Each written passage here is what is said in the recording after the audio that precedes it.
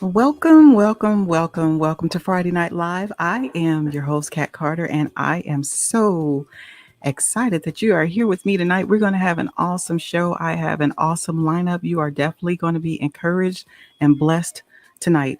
So, Friday Night Live is a positive platform where we come to inform, innovate, and inspire. All right, so let's talk about our encouragement corner for today. It reads, an oyster can turn its irritant, a tiny grain of sand, into a beautiful pearl.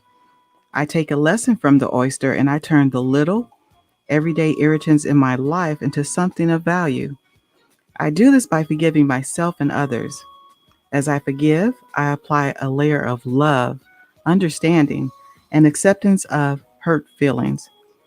Through forgiveness, all that would negatively impact my health or the health of my relationships is healed. And if an act of forgiveness seems to call for greater strength than I have, I call on the strength of God within me.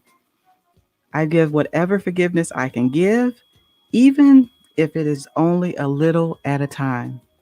I know that out of a negative experience, I can build a pearl.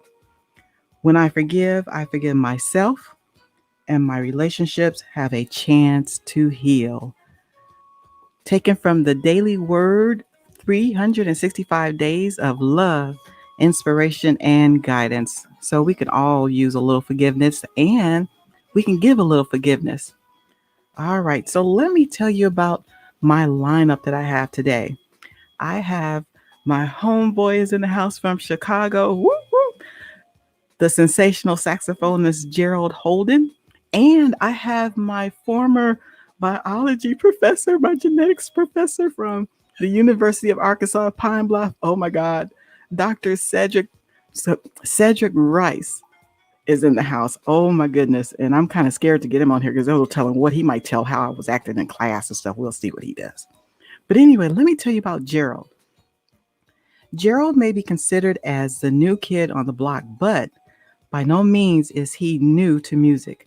As a young child, he was constantly exposed to different musical genres, and his father, a classical trained trumpster, would play recordings at home ranging from Ray Charles to Motown to Mozart.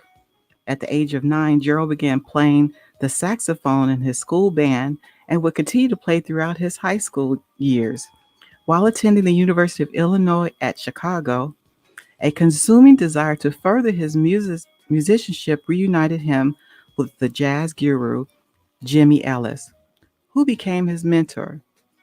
His music was recently featured on Sittin' In with Steve Cole on 87.7 FM, and Gerald performs regularly at his church in the music ministry at New Life Covenant Church in Chicago. Fearless showcases his ability not only to perform but also compose. This is his debut solo project. Fearless is a testament to one of Chicago's most dynamic, rising talents. Please welcome to Friday Night Live, the sensational saxophonist, my good friend Gerald Holden.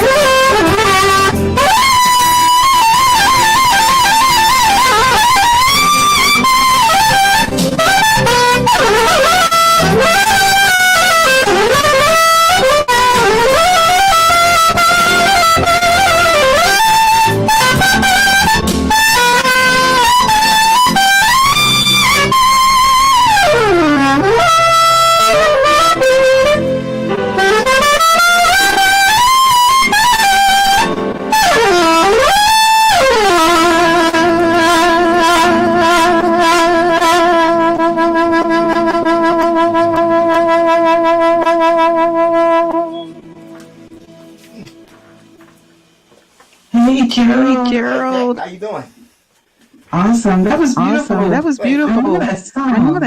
I think that's Brian McKnight. Tell me. That's Brian McKnight. Yeah, it's Brian McKnight. But I don't think he's the original artist that recorded that. Oh, okay. It may have been a country tune, actually. Mark. I can't think of his last name. Mark something. But both versions are pretty, so this is a beautiful song. Beautiful song. Yeah.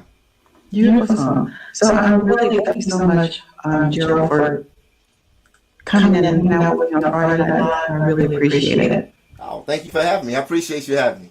Such short notice, and it worked out, so I'm glad to be here. Glad to be here. I got some questions for you. Okay, shoot them. You ready for the questions? I think so. I'll do my best. Okay. Let me see. How would you describe the music that you typically create? It's organic, I have an idea when I start writing a song. A lot of times when I'm done, it sounds pretty close to what I first imagined, but it kind of takes its own character as I develop the song. New ideas come to me. Actually, when I get into the studio, they actually record it. I work with the awesome producer, Eddie Torres from Russian Wind Productions. He's been with me from my first project to my second. We're working on the third now. But the chemistry is awesome between us, and the creativity just sparks, So I go in with an idea, and it comes out close to what I imagined, but it's usually a lot better. It just organically grows into its own character. I definitely enjoy your flavor of music. Everybody has their own flavor, their own anointing how they play. It's really beautiful. Thank you. Well, praise God. Thank you. Mm-hmm. Yeah. Who We all have our own like voice. to say it again? I was going to say we all have our own voice, Yes. and I don't want to sound exactly like somebody. I want to sound like me, so. Have your own uniqueness. Yeah. Yes. Who would you most like to collaborate with? I'm an old soul, so a lot of the people that I really admire, they're not here anymore. But if I could think of contemporary artists, Kirk Whalum, he's always been a favorite. I think Bruno Mars, to me, is a very talented young man. He's the closest thing we have right now to a Prince or a Michael Jackson. The Weeknd, I like his style. He sounds a lot like Michael. I'm a big Michael Jackson fan, though, so a lot of his music, he's influenced so much of the industry. Yes. And I know I'm naming a lot of pop artists, but I play a lot of pop music. So, I'm not just a jazz musician. I play whatever sounds good. And like the last tune I just played, it's a country song. But then Brian McKnight made it popular. He's an R&B artist. So I'd like to collaborate with, pop singers and musicians. Of course, the great Grover Washington. He's not here anymore. Yes. But I would have loved to have played with him. He was one of my main inspirations when I first started getting into the smooth jazz era. So you started playing when you were 9 years old. Right. How long have you been playing professionally? Well, I'm 43 now. I started gigging professionally in college, so I would say about 20 or so, more or less. Yeah. Do you play like by ear? A lot. I do both, but depending on the gig, what they have, what the budget is. Some people have charts for you when you get there, but most of the time, we listen to whatever the recording sounds like, and we just, I'm blessed to play with a lot of talented musicians who can just pick it up and start going with it. But if I need to read it, well, I can even write it, and I can do both. Jimmy Ellis, you mentioned him earlier. I'm really thankful that I had his tutelage, because he taught me to not only play from here, but to transpose and read music. So it's very important to do both. I see you were with Sonny Seals. Sonny Seals. Sonny Seals, he passed away. He was a great tenor saxophonist from Chicago. Jody Christian. He passed away. Great pianist from Chicago. Wow. Maggie Brown? Maggie Brown's still here. Oscar Brown's daughter. Yeah. Oh, okay. Magpie. She's awesome. I don't and then say the last one, I'm going to put you up your name. Perez. Perez, you told me. Yeah, he was my jazz professor. I took some music classes at Chicago State when I graduated from UIC. My mother went to Chicago State University. She graduated from there. Yeah, Hmm. they had an awesome jazz program back in 2000, and I want to say 2002, 2003. Roxanne Stevenson, I don't know if you ever heard of her, but she plays a soprano saxophone. She was a professor there as well. I was blessed to come into contact with both of those individuals, but they were awesome people to be influenced by. Okay. Okay. Yeah. What is What your is your favorite song favorite to song to perform perform of your of own? your own? That's hard. My own? It's like asking me to pick my favorite child. I mean, Oh, it can't We be can't do that. that. I can't do that, right? I love them all. They all have different, you know. If I had to say my favorite, and that's hard to say because I got some tunes that I'm working on now that I really like, and I haven't gotten a chance to play in front of a live audience yet. But for my past two projects, uh, probably my father's hands because, well, to me, it was twofold. I wrote that first for my heavenly father and second for my earthly father. So, and he's still here. Thank God to That's hear it just a and blessing. appreciate it. Yeah. So at least, because a lot of times we do tributes and we do songs for people and they're not here to appreciate it. But he's been Yeah. here many years after I wrote it to enjoy it and to, he's proud of me and I'm proud of him. So if I have to pick one, but I love them all. They all They all have have different parts of my special heart. meaning. Yeah, I Right. understand. Right. I I get get it. it. Let Let me me see. see. Describe How how your your process, process, like like when when your creative creative process process when when you're you're creating your creating your music. music. So a lot of songs for me are just inspired by people or experiences. I know this sounds like a cliche, but I don't know if you've ever heard of some artists. They can actually not only do they hear or see color, they hear it. It's kind of weird to explain. But when I see people, if I have a unique experience with them, it doesn't even have to be for a long time. It could be just someone I met for one day, or it could be someone that I've known for a while. But they, for whatever reason, inspire different melodies in my mind or experiences. Because a lot of times when I'm at work, and I hate to admit this, but sometimes my mind is on. I'm supposed to be doing my work, but I hear music. I can't help it, because it's always it just haunts you in a good way. But experiences, they just bring melodies into my mind, and then a lot of times I'll sing it into my phone because I can't get to a studio right away and write it down or record it. So and you don't want to forget it because a lot of times you get some really great ideas at the most. Inspiration hits at the weirdest times. My wife gets on me all the time because I go to bed late, but that's when I get most of my inspiration. Sometimes at 1 or 2 in the morning, or after I go to sleep, and then I wake up because I heard a song in my dreams, and so I try to sing it to my phone. I know I sound crazy, but No. that's the way it works for me. And then I go back the next day or whenever I can and try to develop that melody. And I don't know where they come from. Maybe it's a mental illness, but That's that's just the way they Lord go. give you some creative Yeah, ideas. I'm just kidding. I'm just kidding. I was making sure you're awake. Make sure I'm you're very awake. awake. Yeah, that's how it works, So for me, I know everyone's different. Yeah, Okay. yeah. So, which Which famous famous musicians do musicians you do you admire? admire? I know I you know you said said Grover Grover Washington. Washington. You You mentioned mentioned it, it, but but Yeah, I'm an old soul, and we got a lot of awesome musicians alive today. I don't want to knock the talent that's in the industry now, but I just feel like the pioneers or the people who paved the way to me, the of course Charlie Parker, Sonny Stitt. I'm naming saxophonists. Uh, Gene Ammons. Those guys, to me, I really admire their sound. I mean, because it's so soulful. A lot of times they don't even play a lot of, fancy riffs. It's just the feeling that they put into it. You know, they transpire some type of feeling towards me that inspires me to want to create. So, and those are just a few. I mean, I know there's a lot more. once again, yeah, Aretha Franklin. My mom, when I was younger, she used to play a lot of Aretha Franklin in the basement. So I love her music. Her voice to me is amazing. Okay, I'll okay. go, yeah.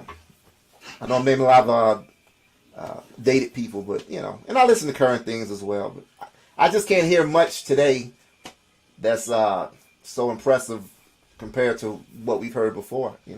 it's the extension of what we heard before, you know. So, If you could change anything in this industry, what would it be? uh, the honesty, you know. But I think that's. Can you hear me? I see your microphone is. Looks like your microphone might be muted.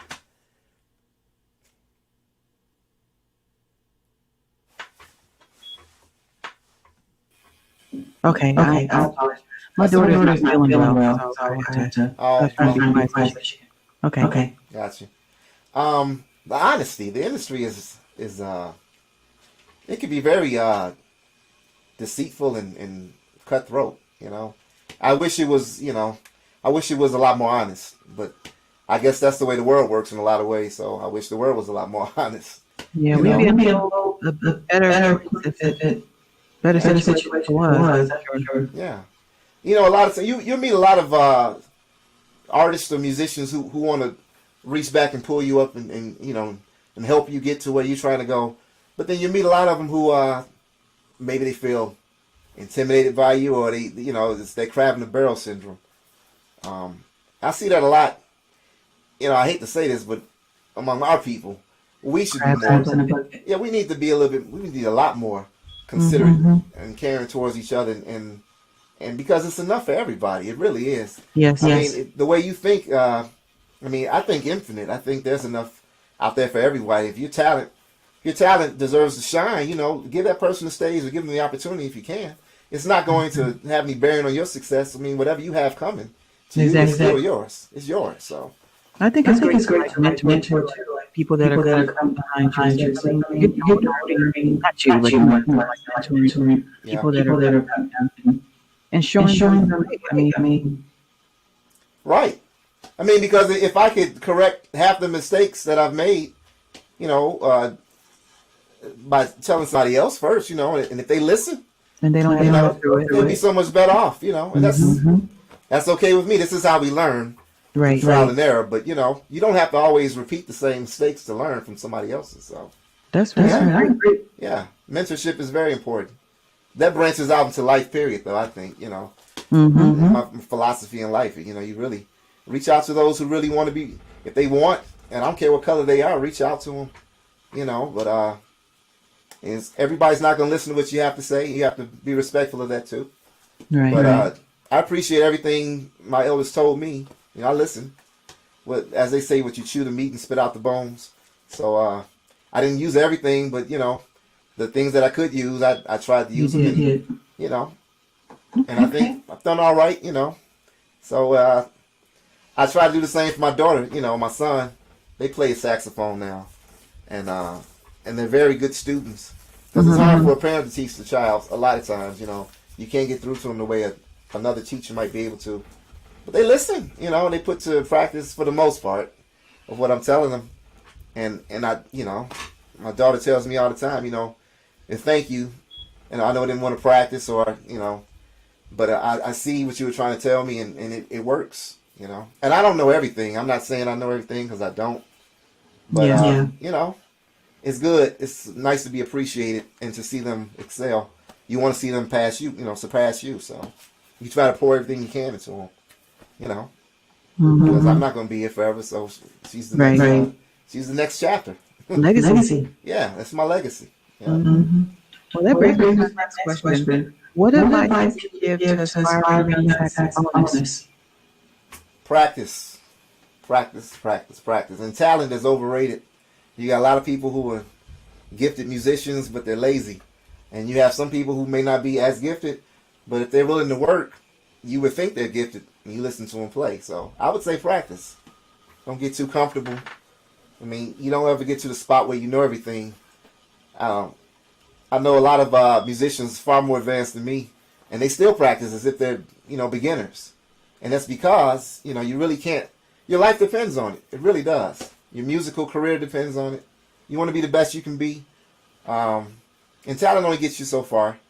Hard work, though. Once again, that transfers, through our life. You know, hard work. You have that in athletics and anything else. If the person is willing to get down and do the work, you know, talent is good. It only takes you so far, though. I would say practice. And, don't be afraid to sound like you. And it's okay to emulate other people, but you have to sound like you ultimately if you want to stand out.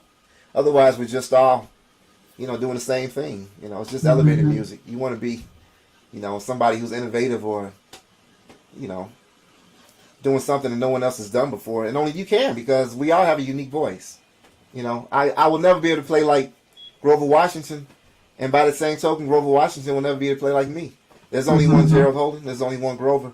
So our job, while we're here, is to be good stewards of the talent God gave us, and to be the best that we can be with that, because there's only one of us. We're unique. That's right. We're unique.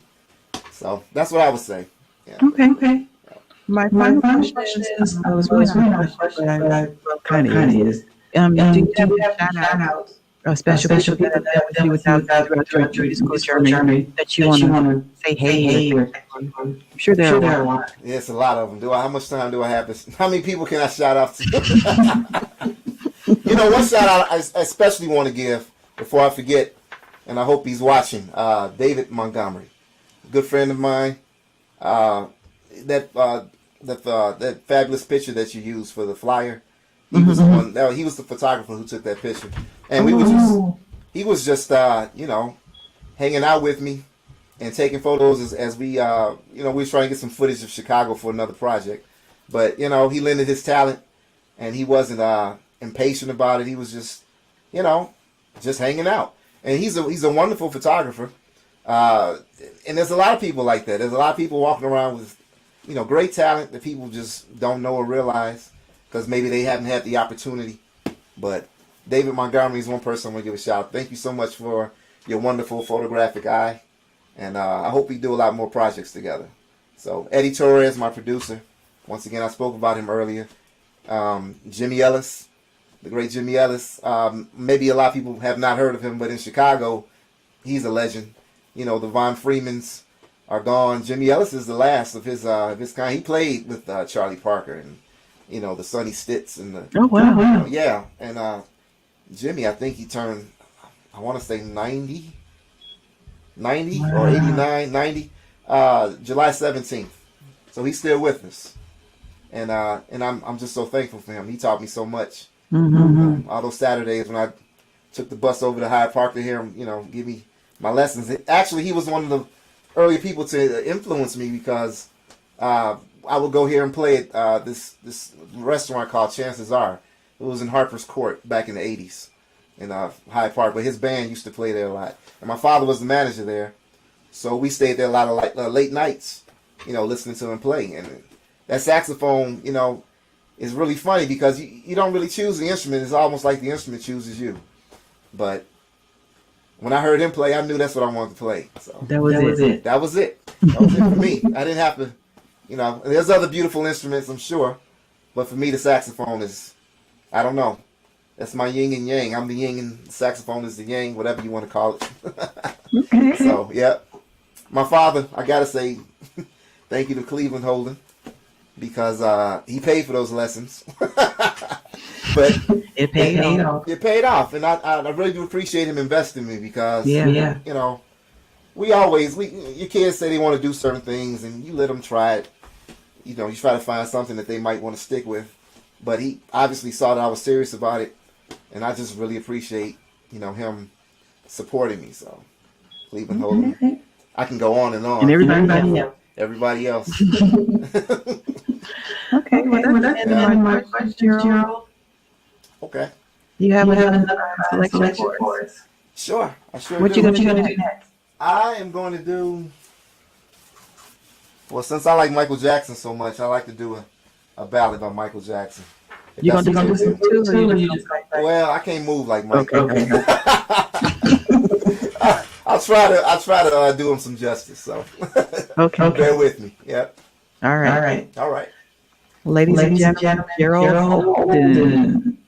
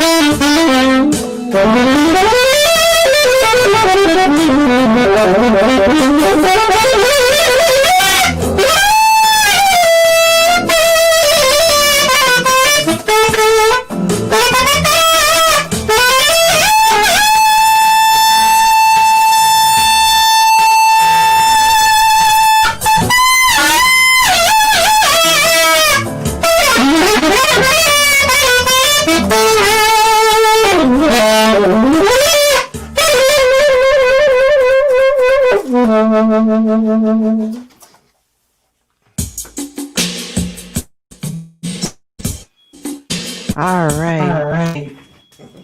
Thank you so much, Gerald. I know there are other things you're doing on a Friday night and hanging out with little old me. And I really appreciate taking time out to encourage us and share your beautiful gift with my viewers. Thank you so much. Hope you enjoyed. Hope they enjoyed it. Thank you for I'm sure they did. And I know you have a new project coming out next year. Yeah, So- hopefully by the spring. It should be I will done be by looking for you after it's out. Okay. All right, now we're looking for you because I'm gonna be needing some PR. So I appreciate You're welcome anytime. Yes, All right. sir. God bless you. Hope your daughter feels God better. bless you too. All Thank right. you so much. Have a good weekend. Okay, you too. Bye. Bye-bye. Did you all enjoy that? That was Gerald Holden from Chicago. Yes. I have my professor standing by. Let me see. So my daughter is not feeling well. I'm not sure quite what's going on. But she had to go lay down. So I'm here by myself, messing with everything. So hold on. Let me see. Let us see. There's another monitor over there. I'm trying to look at. Let's see. Y'all hear that? Okay, so this is what's up for grabs tonight. I got two of them. I got two of them. Yes.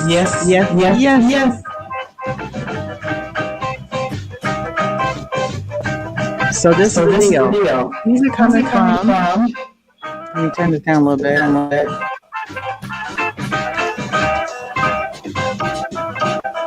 These are coming from Dr. Rice, who's going to be up in just a second. I got two gift cards, $25 gift cards. Here is the first question. Y'all know who Miles Davis is? Mm-hmm.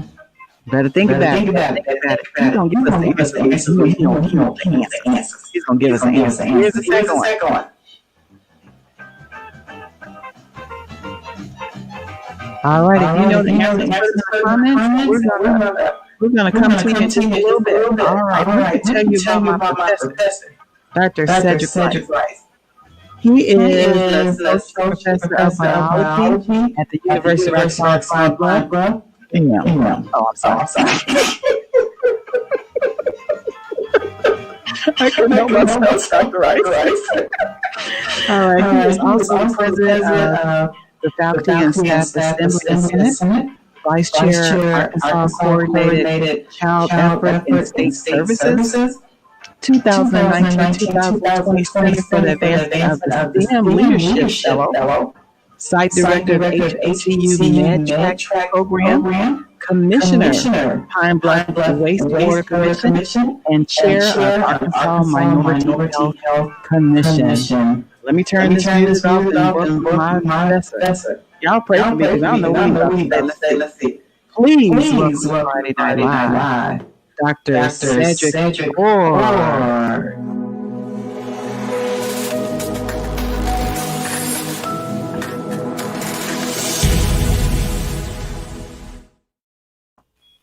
All right, let me get him on here. Doctor. Wait, I got.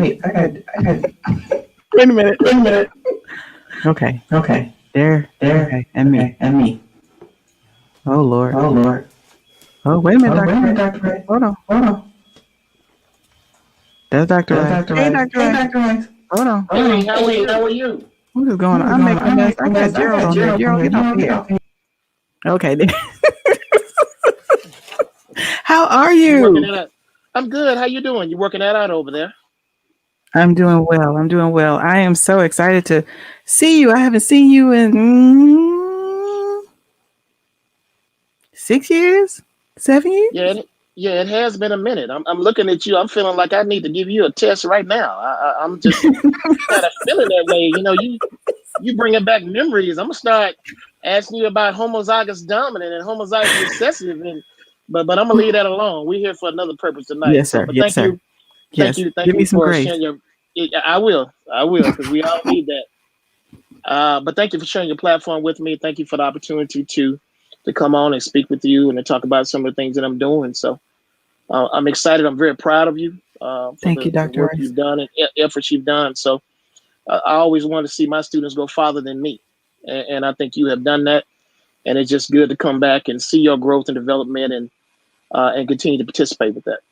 Yes, sir. Thank you, Dr. Rice. So I'm just so excited. Where's my book at? I got it. All right. Yes, sir. I got it.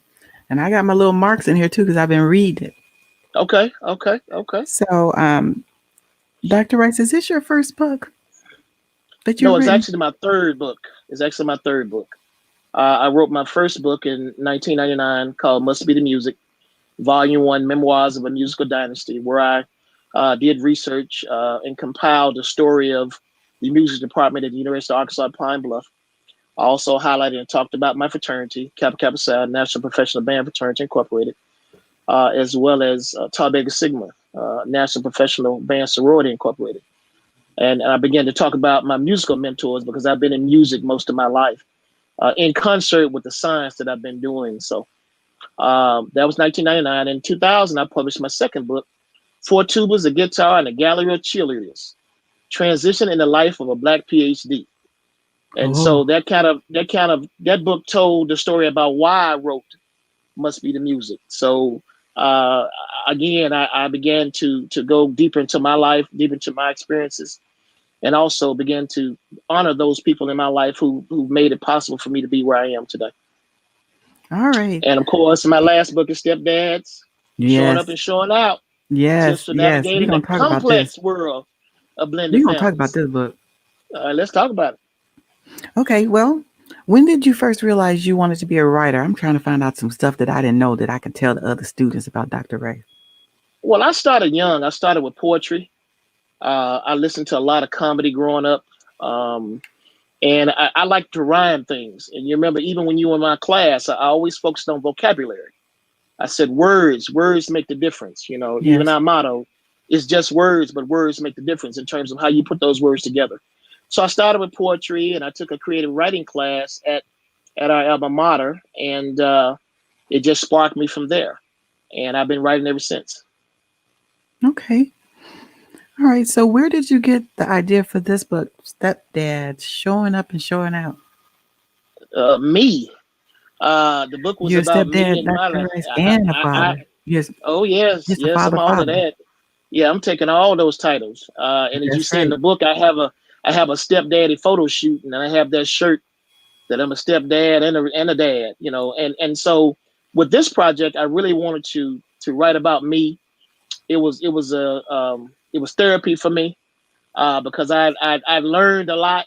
You know, and if you read the book, you see I start off very hard headed, very unlistening, and then as time goes on, with God's help, with my family's help, I began to learn some things. You know, because I'm a Leo, so I tend to be arrogant from time to time, and the Lord has helped me to not do that. You know, to be humble, and what I want to do with this project is talk to the men out there who are on this journey or who are about to begin this journey, to share some of the things that I've learned, through this process, the growth and development, and really just get into some of the things that we need to do as men, and also in collaboration with the women that we're working with to make sure that we make a blended family work. What I like about this book that you put a lot of scriptures in here. You Mm-hmm. also put encouraging sayings from like important people. I saw C.S. Lewis in here. I saw Mm-hmm. Dave Ramsey, Henry Ford. There are all Mm-hmm. kinds of encouraging things along the way, even though like at the beginning of the chapters, and so I thought that Sure, was really interesting.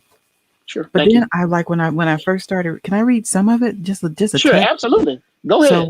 when I started reading it, you were given the definition of a stepfather, and you said the Cambridge Dictionary defines him as the man who is married to someone's mother, but who is not their real father. Mm-hmm. Dictionary.com defined him as the husband of one's mother by a later marriage, and Wikipedia defines him as a non biological parent married to one's pre existing parent. I was Mm-hmm. like, wow. Mm-hmm. They mean the same thing, but they say them a little bit differently, you know? Absolutely. But Words, they're all the true. exactly, changing of those words can change the meaning. And I had a young man come up to me and ask me, well, I don't want to be a stepfather. I want to be the real father. I want to be called the real father. And my point to that young man was that, even when you think about being a stepfather, it's a higher title in terms of your effort, in terms of the things that you do. Of course, now you read the book and you know who the most famous stepfather Hmm. in history was, right? And we talk about that, and I think everybody knows who his son was. Hmm. As we talk about Joseph and we talk about Jesus, Yes. and in terms of that responsibility that he was tasked with. Now he couldn't just tell God, "No, I don't want to do that." I have to accept this yoke, and I'm going to do the best that I can with it. And I think that was kind of the theme for the book going forward. That I wanted to learn, accept the assignment that God gave me, and then do the Hmm. best that I could with it. Hmm. Let me see what I got else I got in here. You have pictures of your father in here. You have pictures Uh-huh. of people that have helped you along the way. I even like the section where you're talking about the blended family and you were kind of breaking it Yes. down a little bit because Yes. I mean there can be some challenges in that, you know. Oh, absolutely. Absolutely. And I learned again because I'm hard headed, and again I'm full disclosure because I am a Leo, so I'm gonna tell you the truth. And my perspective was different. I come in thinking it's going to be this way. I have a plan. I'm gonna work my program, and then over time I learned, that that's not necessarily the case. I had to learn to be more flexible. I had to learn to grow, and I thank and appreciate my family and my circumstance, and God setting it up for me to do that. And that's really the message I want to get to other men and also the women who love and adore them, is that you grow within this process. And If you want to. again, if you want to, if you want to, but again, if God gave you an assignment, it's really not about you. And in that chapter, I talked about, it's really not about you anyway. And I'm it trying took to me see some which one it time to. was. I'm in chapter 4. I think it's closer to the end when you were. Yes, yeah. Mhm. Where I'm coming to this realization that Yeah. my work in this family is not about me. God gave me this assignment, and I want to please God. Once I please God, then everything else is gonna take care of itself. And that's my big picture. I also liked when in one of the chapters you was talking about mother wit. Oh yeah, the Yeah, mother wit. I put a mark in that Yeah, part yeah, right yeah, there. yeah, yeah, yeah. It And see, says I life tried. doesn't come with a manual; it comes with a mother. That's right. That's right. Wow. And that's so important because early on in my blended family, I was trying to fight that mother wit. But mother wit is special. Mother wit is what God gives women with children. Come It on is now. different. It is different from what the skill sets that God gives the man or the Well. father, stepfather. hmm That mother wit is powerful. Yes. And I was reminded of that. And the Bible always talks about submitting, and I Yes. had to submit too. Because that when you think about the power of a mother and the realization that I have about just that closeness in that relationship, regardless of what I do for my children, I will never be as close to them as their mother. And I think that I want to give some praise to the mothers out there who need that honor, who need that Go ahead. Go right reminder. ahead. They need it. They need You that know, encouragement. They they, need they, that. they, Go they ahead. need that Talk encouragement. to They them. need to Talk be to them about reminded you are somebody's mother. I don't care if you're a CEO. I don't care if you're president of the United States. There's nothing more powerful, more important in this world than being somebody. And I'm from South, so I say somebody mama. Mother, somebody's mama. And when you somebody's mother, you have a greater responsibility, and God gives you some specific tools that help you to do different things. I watch my wife and I watch my mother-in-law just do things, and I'm like, why can't I do that? them. Because I don't have mother wit. Because God didn't give me mother wit. He gives that to mothers for a reason. So hopefully that's an encouraging part of the book. And when men as well as women read that they're encouraged by that. Yeah, that's good. There are so many good nuggets in this book, but they're Mhm. like just a few. I know I can't tell the book. Y'all have to buy the book if y'all want the book. Y'all need to buy this book. This could be a good, nice encouragement tool for someone that's a stepfather. This would be a nice read for them to encourage them. Sure, And it's not a very expensive book. It's like $13 at Barnes and sure, Noble. So sure. it's not just to be a blessing to somebody. But you Mhm. said in here, as a man and stepdad/dad in a blended family, it is extremely important that you take a hard look at yourself and Mhm. identify and recognize which are two different things: your insecurities, your Mhm. fears, Mhm. impact of resolving issues in your childhood or adult life, and your mental health status. I was like, Mhm. woo, Mhm. Mhm. You got to look at all those things. You and the that book was is deep. a reflection of me, because I have to be fully transparent and tell you this is really how I am. Of course, you know me as an instructor, and how Yeah, I know. pushy and bossy I was. Now You gave imagine me us a being that hard same time. way. I got an A in the Well, class though. I got an A, but I well, had to work yeah, for it. you earned that A, I but at sure the did. same time, you know, as men, we have to recognize those things. We have to recognize the baggage we may bring in from childhood. We need to recognize our spiritual gifts. We need to Yes. recognize our intelligence, our love languages, and also our mental health, because again, putting all those things in perspective, the goal at the end of the day is to win, and in this blended family, you want to win, Right. and that was my goal. And like you said earlier, it's not always just about you, No, you know. no, no, it's not about me at all. Mm-hmm. And I think that's the realization that I came to, because, sometimes we hold on to things. We want things to be a certain way, but then when you release it and let it go, I had to become humble in my spirit, even as it relates to my family, because I typically have a different perspective. I'm the boss. Mm-hmm. Here's my plan. Let's follow the plan. And, but again, at the end of the day, and if you continue to read the book, I'm not going to give you, Yeah, can't give them no more. the, That's it. I'm not giving them no no more. They more. got to buy the book. But I want you to find out what's complex about my blended family. And when you get to that part, then you'll see how it puts it all into perspective. So, Dr. Rice, I didn't know that you had a publishing company. Where's my book? Where's my paper at? Let me put it up here so everybody can see it. Okay. Let me see. That it? That look right? Yes, yes, yes. It's a small business I started in 2020. That's good. And yes, it was So tell me a right. little bit about the publishing company. What kind of services do you offer? Well, what we provide is we want to help you write your book. We want to be writing coaches. We want to kind of set the stage for you, to encourage you to take your project to the next level. A lot of people come up to me and say, Doc, I want to write a book. I said, okay. And then they'll tell me 6 months from now, I said, Doc, I want to write a book. I said, okay. And again, you see the same story. So what we want to do is get you some resources and talk your project out. Most people don't know that the best way to write a book is just to start with a simple outline. All my books have been just outlines. So I can say 70s, 80s, 90s, 2000, 2010. Now that could be my life. And then I just fill in the gaps. Then I become creative with the title of the book. I become creative with the cover. So we're just trying to encourage people to write. We're trying to encourage people to take their literary dreams to the next level. And so we've been building on that, showing people how to publish, self-publish, which is important. We use iuniverse.com, which is a Mm-hmm. great self-publishing company, because again, your book is on Amazon.com, Barnes and Nobles, and 4 other retail outlets as well.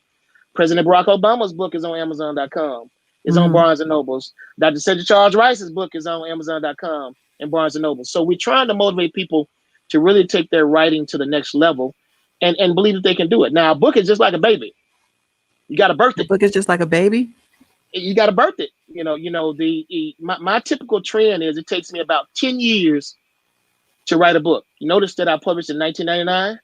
Mm-hmm. I published in 2000. Okay. Mm-hmm. I'm sorry. I published in 2010, and then I Okay. published in 2020. 20. Okay. And it typically takes that amount of time. Now, this book was actually, in terms of writing time, was a lot faster, because when the pandemic hit, I had a little bit more time to kind of gather my thoughts, and it became easier to write the book because I Mm-hmm. was writing about myself. When I go and do research and have to reference, do that thing, that takes more time. But writing about myself, Mm-hmm. is easy for me to do. So that's what we do in SNS Publishing and Consulting. We want to hear about your dreams. We want to give you some tips and tools to put that dream together. Then we want to give you some advice. So when you get to that stage, okay, I'm ready to submit my manuscript to the publishing company. Here's some of the things to look out for.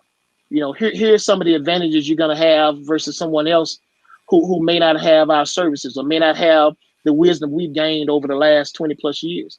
Mm-hmm. Because all the books I've published have been self-published, which means I started from the beginning to the end, and then I submitted, to be published, and then, I see it on Amazon.com and Barnes and Nobles. Wow. This is really amazing. I know I need to be writing a book. I just don't know where I'm gonna find the time. Hmm. But Yeah. that's the point. The time is, you make the time. If you have to write for 30 minutes a day, if you have to write for 20 minutes a day, you got to start somewhere.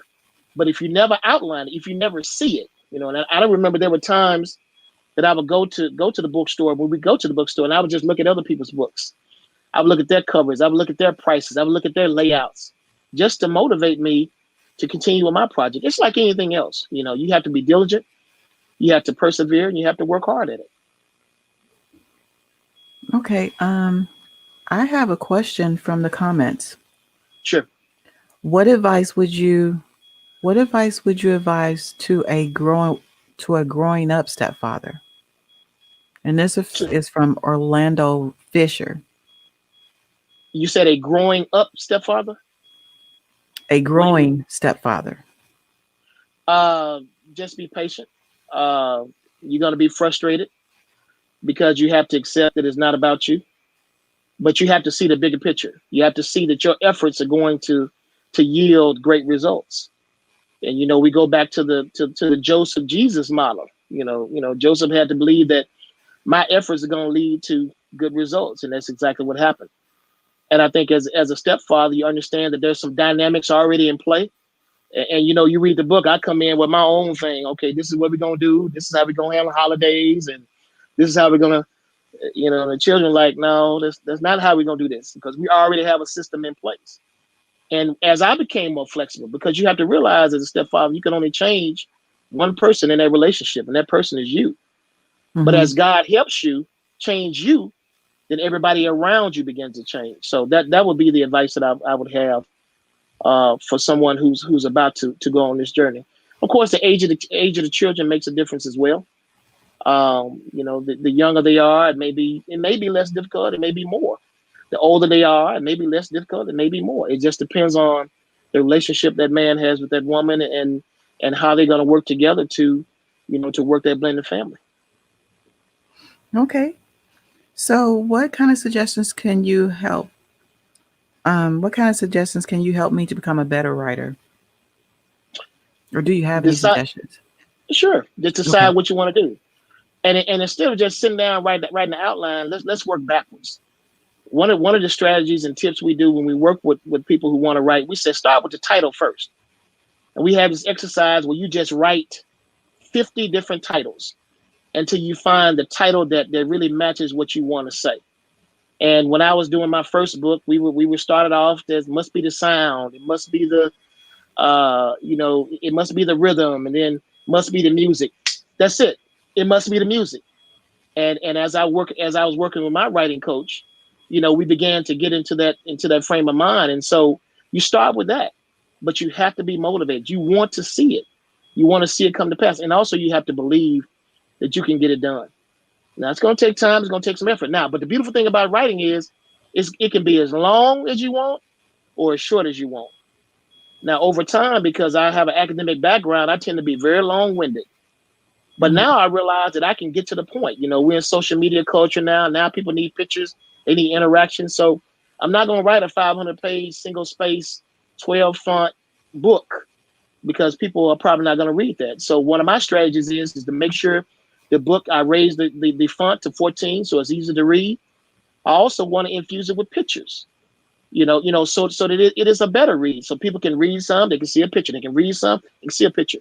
And then it helps it helps people to be much more engaged in that context. So that would be what I suggest for writing. Start with your titles.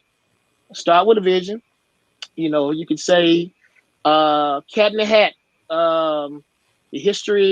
my history in radio, or something like that. You start with those motivating things and try to find that catchy style, and then you just move on from there. Then you call S&S Publishing and Consulting, and then we help you take your And they dreams can to the help you next with the level. rest. Absolutely. Absolutely. Okay. Well, that's all of my questions I have here. I want to give you a chance to give some shout outs, though, to some special people if you want to. All right, let me get a few shout outs. First, I want to thank God. Oh my, I want to thank God Almighty for that wisdom, for working on me, for breaking me down and building me up. I thank Him for doing that. That's important. I want to thank my family, wife, and children. That's what we say down here, them children. For stressing me out, for putting me through changes, for taxing me, but for really helping me grow as an individual. I want to thank Alma Mater, University of Arkansas Pine Bluff, the best HBCU in the United States. I know Jackson State got somebody famous, but they don't want to come see them Golden Lions. Okay. I want to send a shout out to musical fraternity and sorority, Kappa Kappa Psi, Epsilon Chi chapter, as well as Delta Pi, Tau Beta Sigma. We're actually working on a project now. We're coming to our 50th year anniversary of chapters at the University of Arkansas Pine Bluff called Must Be the Music Volume 2, The Hood Chronicles. And we want to do that to honor one of our guiding spirits, Jerome A. Hudson, who recently passed away, who spent a lot of time at the university and really mentored all of us in music and in the fraternity. I want to give a shout out to my writing coach, Josie. out of Vermont. We've been good friends for 30 plus years. She's like a big sister to me. And I really appreciate it. We dialogue, we go back and forth, and she's really helped me to put my ideas on paper. Want to give a shout out to CA Design Media and Design Studio, because they're the company that actually did the cover on the book. If you look at the book, you see the title, but there's a lion in the background. So I want to give a shout out to her as well and her company, and just thank people. All the people in Pine Bluff, Arkansas, the people around the United States that have supported me, all my mentors, wise counsels, because I needed them. And as soon as I got to the point where I wanted to listen, then that's when things really, really changed for me. So those are my shout outs. And I want to make sure I got everybody. Yeah, I think I got all the shout outs I want to do. Because I know this is going to be recorded. So I want to come back. You forgot me. And as my pastor would say, and if I missed you, you too. And I appreciate that. So I appreciate the love and support that I've gotten. And it's just encouraging me to go forward. Okay. Well, Dr. Rice, I just really appreciate you taking time out to come hang out with me. And it's good to see you again. Yes. Apparently there is a little echoing, and I apologize. My daughter just turned ill right in the middle of the show, and so she had to go lay down. Sure. And I hope she gets better. I apologize for that in advance. Yes. But if it doesn't come out good, maybe we can do this again. Sure, absolutely. Invite me back. Yeah, invite me back. I'd love to come. Okay. Blessings to you on your new book and your publication. Blessings to you, and best wishes on your company. And I'm pretty sure some people are gonna be calling. I'm probably gonna be calling you soon. I need to get someone out there. Yeah, I'm willing. You want to be with people you trust. People that have integrity. Absolutely. And absolutely, they have your best interests at heart. One thing I can say about my professors at UAPB, you guys were tough, but I knew that you all cared. There's a difference. Yes. You wanted us to succeed. There's a big difference as to going to school and they're just tough just because, Yes. But you guys really care about us, and I knew that. So it's a big difference. So I just really appreciate you, and it's good to see you. It really is. You too. Thank you. All right. So you take care, Dr. Rice. I'm going to see who won these gifts. All right. And these gifts are from Dr. Rice. Both of these gift cards for Barnes & Noble are from Dr. Rice. You want to give them the answer? Give me the first question. The first one was, let me see. Instrument, Miles Davis, trumpet. Somebody said drums. I got drums. Oh, I got some trumpets on here. Okay. And then the other one was, this was the other one. What was the first instrument? And most people miss this. Yeah, I missed it too. That's a trick question. The answer is your voice. Didn't nobody get that one? Because your voice, all instruments are designed to mimic sound from you. I play tuba in the band, so that deep voice, versus that flute, that high pitch. So the first instrument was your voice. Again, singing, choirs, chorals, even in the Bible, they talk about harps, but they also talk about psalms, those types of things. So the first instrument was the voice. I think I got two trumpets. So one is going to Kiki C, and one is going to Linda Jackson. I believe that's Mount Joy. Those are only two. I got two trumpets on here, so that's who's getting it. Okay. Yeah. Good deal. All right. Well, you take care, Dr. Rice. You do the same. And we'll be talking again soon. All right. Take care. Okay. Thank you. All right. Bye-bye. All right. Did you all enjoy Dr. Rice? I hope so. Okay. Let me see. We're going to do some final shout outs. We want to thank national recording artist, saxophonist Gerald Holden. I hope you all enjoyed that. He was awesome. Yes, he was. And then we want to thank Dr. Sederick Rice, inspiring author and the owner of publishing and consulting company. So you all make sure you go get this book. Let me see. Make sure you go get the book. Stepdads. Showing up, showing out. All right. I want to say congratulations to our winners tonight. And Want to give some accolades. And I want to say hi to my grandma. That's me right there. All right, let me give a few shout outs. I hope you guys can hear me. Uh-oh. Kuran Edmonds. I hope I said it right. Hey, Kuran. Hey, Orlando Fisher. Thanks for tuning in. Who else we got? We have Shirley Carter. Thanks for tuning in. Kiki C. That's my niecey poo. Thanks for tuning in. Let's see. Alicia Fleming, my other favorite Arthur. Thanks for tuning in. Portland Ward. Hey, Portland. Tony McGee. Thanks for tuning in. The New Source LTD. Thank you for tuning in. Thanks so much. Cradle Code. Thanks, sis, for tuning in. David Montgomery. God bless you. And Bert Kennerson. Thank you for tuning in. What else do I have? Let's see. Mount Joy's in the house. Auntie Ada. Hey, Auntie. Let's see. Kevin Stanfield. Thank you for tuning in. All right. I think I got everybody. All right. So let me pull this. That's my grandma. Let me pull grandma off. Let's see. So you all have a great weekend. I apologize for the sound. I'm doing this on my own. And you all say a prayer for my daughter. She just got sick all of a sudden. So I'm going to go and check in on her. And I will see you all same time, same platform. All right. Take care. Bye-bye.